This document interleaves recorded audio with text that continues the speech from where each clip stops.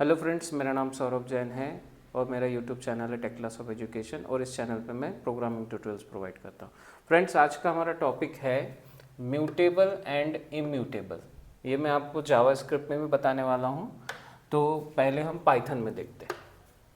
देखिए, इम्यूटेबल का मतलब ये होता है कि सपोज कीजिए आपके पास दो वेरिएबल है, एक है n1 एक है n2। तो आपने n1 में एक वैल्यू डाली और n1 का जो वैल्यू है आपने n2 में डाल दिया। तो इसमें क्या होता है, एक्चुअल में वैल्यू ही ट्रांसफ़र होती है, इसमें रेफरेंस नहीं जाता। मैं रेफरेंस के लिए एक और शॉर्ट बनाऊंगा, आप ज़रूर देखिएगा। तो हम समझते हैं यहाँ पर अभी कि आपने यहाँ पर n1 की जो वैल्यू है वो n2 में डाल दी। अब यहाँ पर जब मैं n2 की वैल्यू चेंज करता हूँ तो ऐसा नहीं होगा यहाँ पर कि n1 की वैल्यू चेंज हो जाएगी कि अगर मैंने यहाँ पे n1 की वैल्यू n2 को दी है तो यहाँ पर n2 की वैल्यू चेंज करने से n1 की भी वैल्यू चेंज होगी। ऐसा नहीं है। n1 is a separate variable और n2 is a separate variable. तो यहाँ पर n2 की वैल्यू 20 हो जाएगी और जो n1 है उसकी वैल्यू 10 ही रहेगी। बट यहाँ पर हमारे पास पाइथन में कुछ म्यूटेबल डेटा टाइप्स भी होते हैं। तो म्यूटेबल डेटा टाइप्स में मैंने एग्जांपल के तौर पे लिया है लिस्ट। तो अगर आपके पास L1 वेरिएबल में एक लिस्ट अपन कंसिडर करते हैं जिसमें वैल्यू है 179 और फिर मैंने L1 का जो वैल्यू है वो L2 में डाल दिया। पर यहाँ जैसी सिचुएशन नहीं होगी। यहाँ पर ऐसा होगा कि L1 का जो रेफरेंस है वो L2 में जाएगा। अब रेफरेंस का मतलब है एड्रेस। तो मैं इसके लिए एक और शॉर्ट बनाऊंगा, मैंने आपको बताया।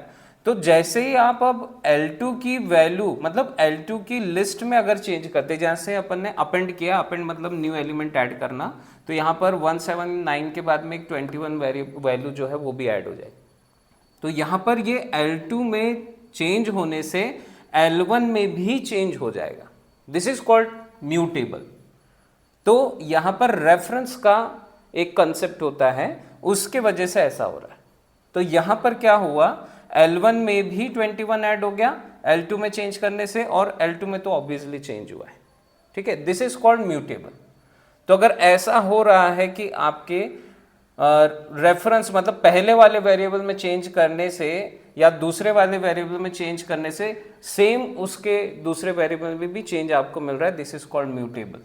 हमने जावास्क्रिप्ट में भी यहाँ पर एग्जाम्पल लिखा हुआ है। अगर आप देखोगे तो जैसे मैंने यहाँ पर n1 n2 लिया हुआ है, L1 L2 लिया हुआ है, सेम मैंने यहाँ पर जावास्क्रिप्ट के लिए भी एग्जाम्पल बना के रखा हुआ है। देखिए, सेम वैल्यूज ली हुई है। तो दिस इज कॉल्ड एरे।